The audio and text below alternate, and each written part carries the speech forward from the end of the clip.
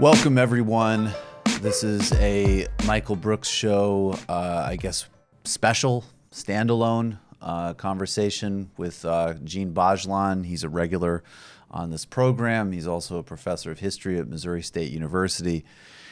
He's co-author with myself in a new piece that was released in Jacobin magazine a couple of days ago called The Annexation of Rojava. And we're talking about what's happening now in northern Syria, in Kurdistan. We're recording this Wednesday morning. By the time you're seeing this, events on the ground could certainly be changing. It's a very fluid situation, but we want to give you some context and also another argument for solidarity. Djene Bajalan, thanks for doing this. Thanks so much for having me on, Michael. So let's just start, and I mean with the obvious caveat that it's going to change, but where are we right now in terms of Turkish action and plans within the SDF and the Kurdish factions to defend themselves against this invasion? Okay, so tensions between Turkey and the SDF have been, obviously going on for a while. But, since Trump's announcement of a full withdrawal on Sunday, things have moved pretty rapidly. And now it seems that the operation that Turkey has been promising to conduct is now underway. It's been named, we've known the name of the Operation Spring of Peace or Source of Peace, it can be translated as. We've known that name for a couple of days. Turkish forces have mobilized at the border. Yesterday, there were Turkey was probing into the SDF controlled regions of Syria, doing flyovers and so on and so forth. And now it seems that the operation has begun. There are reports from Rojava that Turkish forces are shelling SDF positions across the border, and refugees are fleeing from the war zone. So there's in military terms, they're preparing the ground for a ground invasion. So you have airstrikes and you have heavy artillery attacking SDF positions along the border and attacking Kurdish towns along the border. So the shelling isn't simply at military targets, but it also seems to be directed at Kurdish cities. And there's also a Turkish Twitter operation underway. Turkish hackers are hacking Kurdish news websites, and so basically, we're in the first phases of Turkey's military assault on northern Syria, and Turkey's stated objective is to create this peace corridor along the north of the country. It calls it a peace corridor, 20 kilometers into Syrian territory, which would include most of the Kurdish inhabited regions of Syria. So, if you look at a map of Syria and you look at the territory that the SDF control, the territory Turkey is sort of saying that it plans to take control of looks relatively small compared to this whole picture, but it's some of the most populated regions, and it's the regions with the highest concentration of the Kurdish population. So this fits in a long history of U.S. betrayals of the Kurds, maybe you could touch on. But this also very much reflects what happened in 2018, which was a Russian betrayal of the Kurds in Afrin.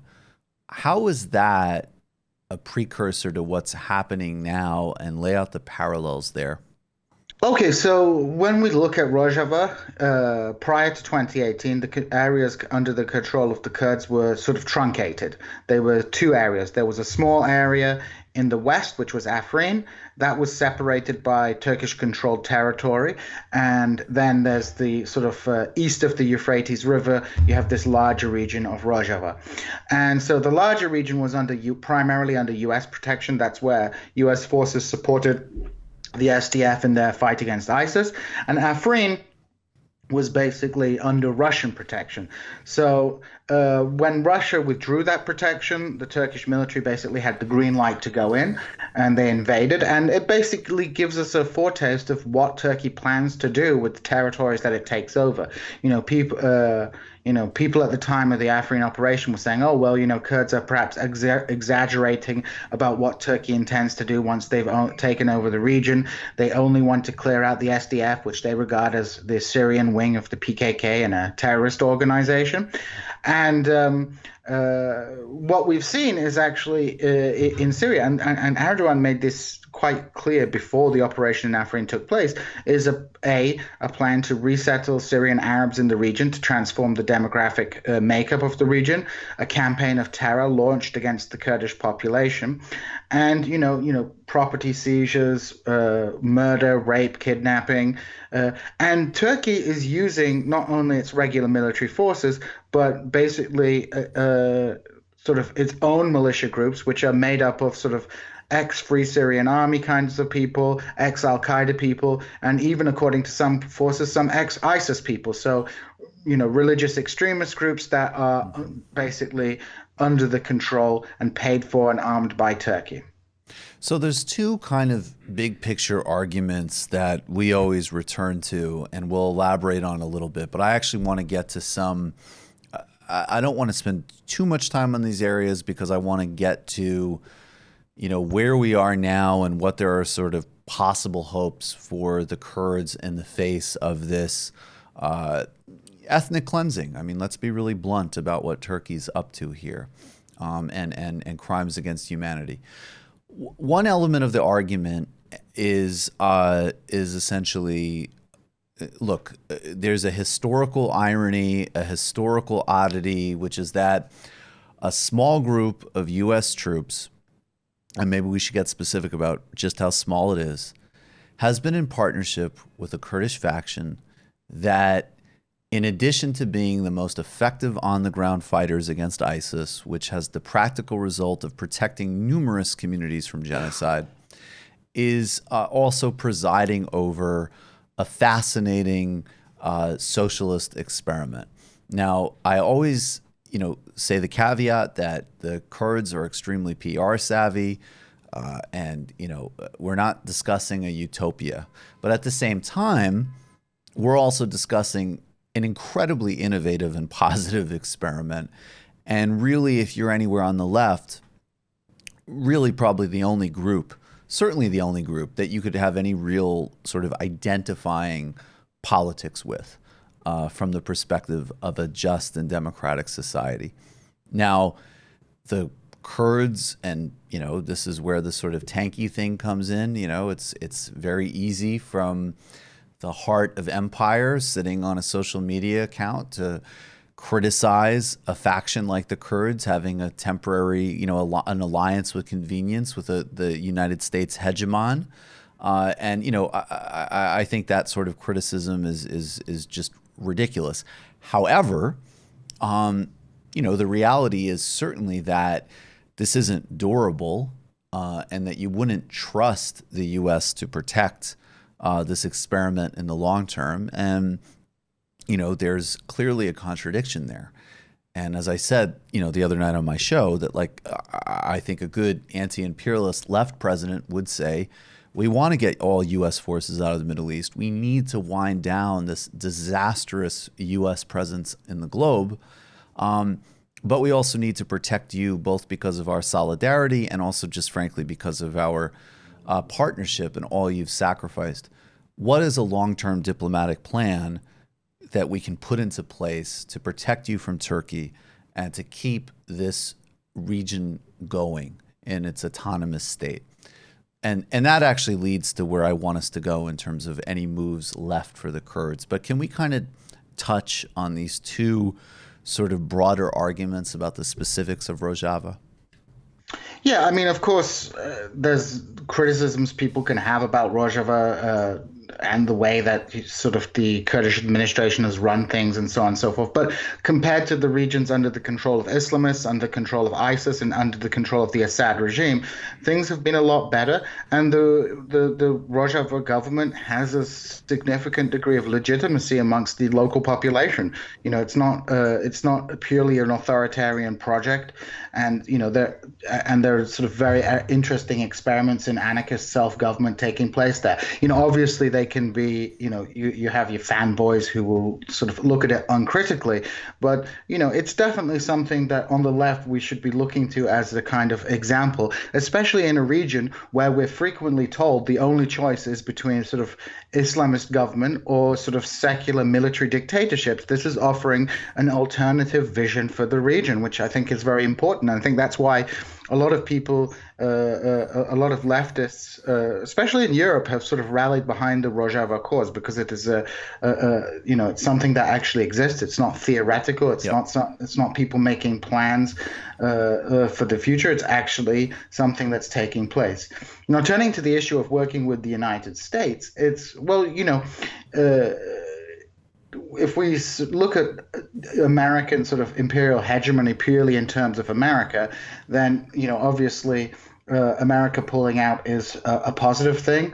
But if we look at it in a broader sense, America pulling out and then its NATO ally Turkey pulling in is, at best, a side move in terms of imperial power. It doesn't make any fundamental differences, and it basically resolves the contradiction that exists within American foreign policy, and exacerbating the contradictions in American foreign policy is something that the left should be thinking about. How do we sort of expose the hypocrisies and the contradictions in U.S. foreign policy? Well, now by handing things over to Turkey, that contradiction, that anomaly has sort of disappeared. So, it's very easy to criticize the Kurds for allying with the United States, but there wasn't really much option at the time. Right. We have an Assad government which does not have a particularly strong record on Kurdish rights. The Assad government did support the PKK back in the 80s and 90s, but at the same and the Assad government did allow the PKK a lot more freedom to organize than other Kurdish political parties in Syria. But this was largely to try and direct Kurdish political energies away from Syria, away from sort of the quest to pursue their rights within Syria, and towards Turkey, to sort of use the Kurds as a tool of Syrian foreign policy. So it's not so easy for people to go like, oh, why can't the Kurds just make an agreement with the Assad regime?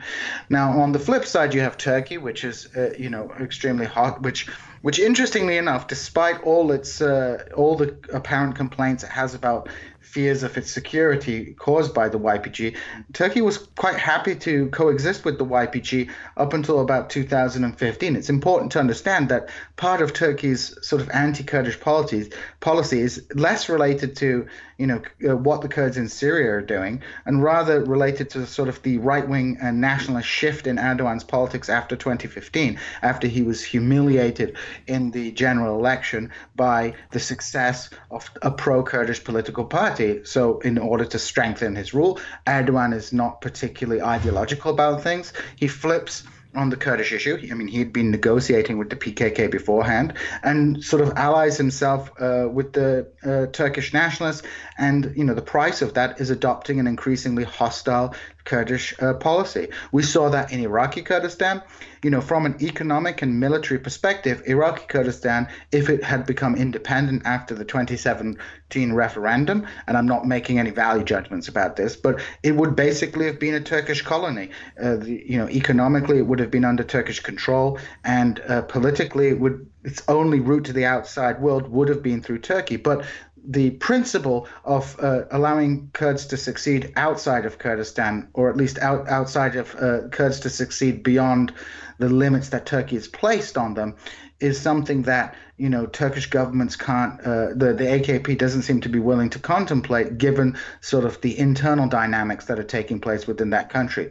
So from having a kind of at least a less confrontational relationship with the Syrian Kurds before 2015, we've seen a ratcheting up of that tension, particularly as the United States became more involved with the Syrian Kurds. That from Turkey's perspective, that was meant that the Syrian Kurds could operate a more independent policy from Turkey, and that's something that Turkey couldn't contemplate. But how extensive an involvement is that? Because I want to be very specific here. It's one thing, and even as I think one should be able to hold these multiple views of Syria. So I'll restate them again. There was an organic uprising against Assad. It was real. It was genuine. It was grassroots. There might have also been later on a U.S. intelligence role. I think that it's, there isn't a contradiction in the complexity of world events between a genuine, powerful grassroots movement against an authoritarian, corrupt regime like the Assad regime is, and then also, the power interests of a hegemon like the United States. Then we move forward. The situation devolves into a civil war, and Assad, along with his Russian partners in particular, and as well as Iranians, are committing serious atrocities on a daily basis. The chemical weapons debate is frankly even secondary to this. I mean, the big picture is that Assad engaged in mass killings, and there's no way around that reality, nor should there be. Now, at the same time, and then of course ISIS arose in this context, and really for several years now, we've already completely recalibrated the focus, at least in terms of our air war, to ISIS. Now, should the United States have, going back to 2012, 2011, started doing another partnership with the Gulf states to fund jihadi groups and give them weapons? No, of course not. Has the U.S. Air wars in Syria killed thousands of civilians? Yes, absolutely. There was a huge uptick even in 2015. And we oppose all of these actions thoroughly and categorically. They should have never happened to begin with.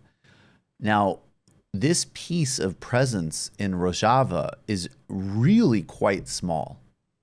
It's a speck in an overall operation, even if we're talking about quote unquote withdrawal from Syria. So can we get specific about what we're really talking about here in terms of what is that U.S. extension, how small it is relative to the calamity that it's been preventing? So basically, on the ground, up until December last year, you had about 2,000 U.S. troops, and that has been drawn down to 1,000. So there's approximately, I think there's still 1,000 U.S. troops left in Syria, mainly special forces, but also military advisors working with the Syrian Kurds. Now, of course, that kind of underplays the size of the U.S. intervention to a certain extent, because of course then that military presence was supported by the United States Air Force, so there's slightly more people involved. There's drones, all these other sort of appendages of the military operation, but troops on the ground, we're dealing with 1,000 people. And, at the end of the day, if we're talking about the dismantling the U.S. military presence overseas, there are better places than Syria where you could start, and the United States, under let's say a president who's sort of closer to our ideological preferences, there could be a much more positive role played by the United States in providing a sustainable solution to the issue.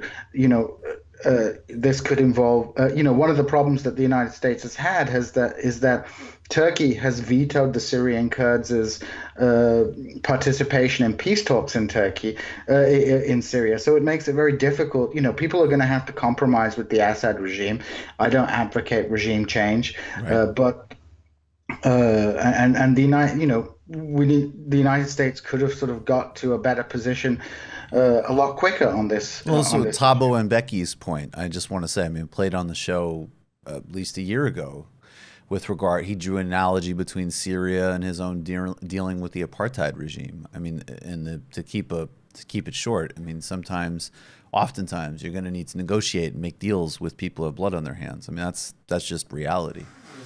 Yeah, I mean it's reality. I mean, the Taliban were no saints. They were a pretty brutal Right. organization, but we after all this shenanigans in Afghanistan, it's turned, it's necessary for the peace and stability of the country for some kind of accommodation to be brought together with the Taliban. And if you look at Iraq, the most disastrous thing that happened in Iraq, from the occupation's perspective, was trying to exclude the Baathists entirely from the Of course. process, created a vacuum and a disaster in that country. So there are some people on the left, obviously, who just take a blanket. It's a psychological security blanket where you can just be, I'm always opposed to war, and I'm always opposed to the U.S. under every single condition all the time. I'm not going to take any nuanced approaches to it, and that creates an appearance of someone being principled, or an appearance of someone having a consistent line. But in reality, sadly, the world doesn't follow those lines so easily. It's like libertarianism. It's all sort of thought experiments.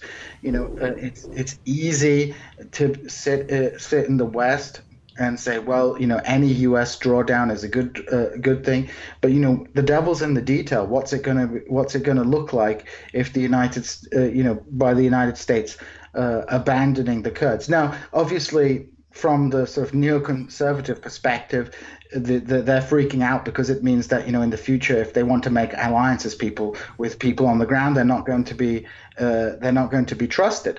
But on the other hand, this is a pretty dark and sinister thing. I mean, the SDF, in order to avert a Turkish invasion, agreed to dismantle their border positions just a few weeks ago. So the U.S. pressured the SDF, said, "Look, we'll protect you," and the people on the ground said, "We'll ensure that there's no Turkish invasion, and so long as you dismantle these border fortifications you've been building." And then suddenly Trump just reverses this policy and leaves the way open for a Turkish invasion, and puts the SDF in an even weaker position. Yeah, and as I always say, and I'll keep hammering this point into the ground, I want Chinese and Russian presence in, as an example, Latin America, as a check on the United States invading Venezuela, as an example. So there's a practical dimension to how these hegemonic projects play out.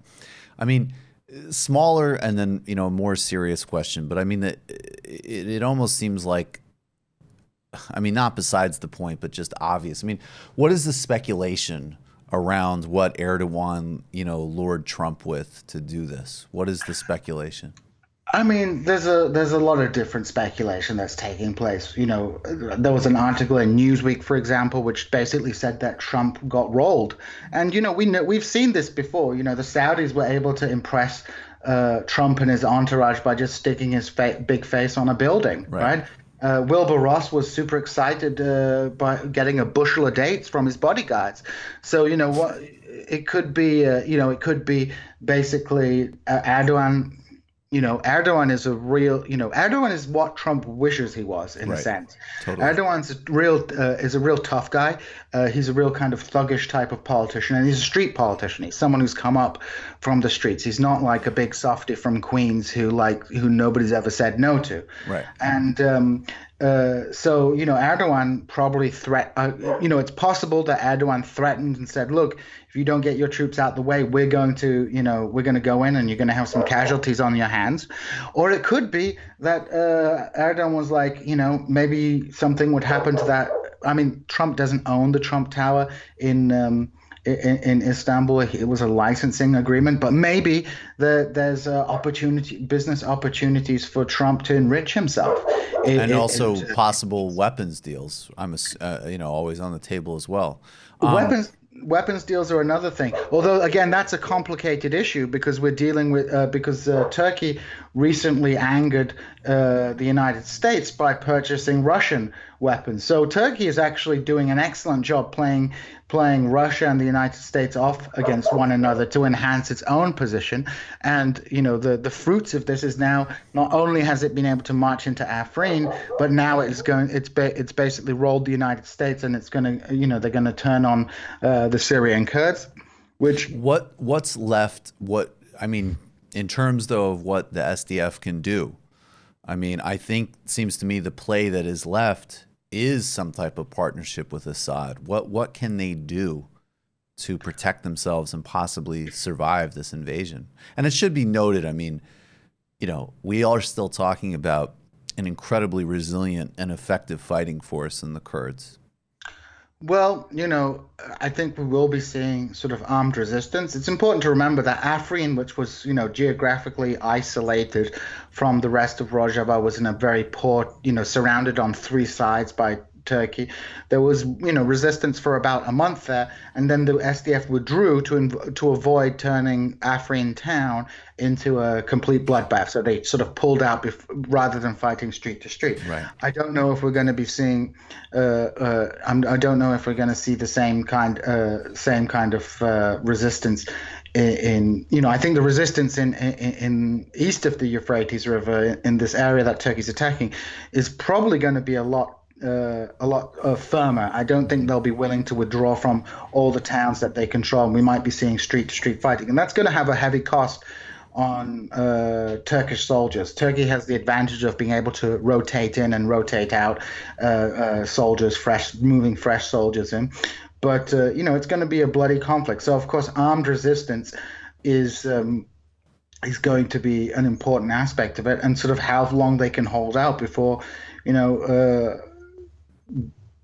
perhaps the international community brokers some kind of deal, or perhaps we see the Assad regime coming back into the region and joining the defense of that territory. But from the Assad regime, on one hand, you might sort of say, okay, they'll want to defend their borders against a Turkish incursion, but a kind of peace agreement between Assad and Turkey is far more likely than a peace agreement between the Kurds and the Syrian Kurds and Turkey. And from Damascus's perspective, if Turkey is able to sort of re-engineer the sort of ethnic balance in northern Syria, that will be a win for them. Then they have an Arab-dominated. Yeah, region. They don't have this autonomous threat to the core of their sort of Ba'athist politics, right? So there are some advantages to this invasion for. So even though Turkey has been trying to, Turkey has funded everybody, including ISIS, to try to get rid of them, they could actually see a tactical advantage in Turkey invading their borders like that. Yeah, they could. There could be people who within the regime will say, well, leave it to Turkey, because Turkey will eventually leave at some point and we'll be able to take back a region, because as we wrote in our article, there's been successive attempts since the 1960s to Arabize the northeast of Syria, which is home to Kurds, but also to other ethnic communities, Armenians, Assyrian Orthodox, and other people like that.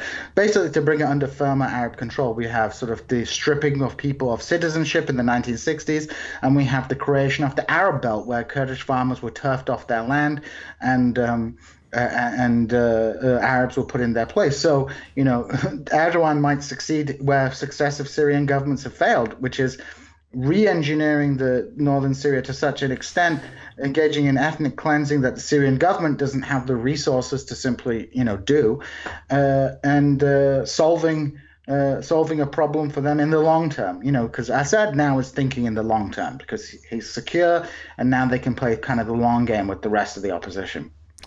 Djene Bajalan, solidarity with Rojava. Thanks for your time, man. Thank you so much, Michael. You take care of yourself. You too. You just watched a Michael Brooks Show video. Subscribe to get them all. Why wouldn't you? Don't be foolish. Click subscribe below and become a patron as well. Patreon.com/TMBS. Thanks, everybody.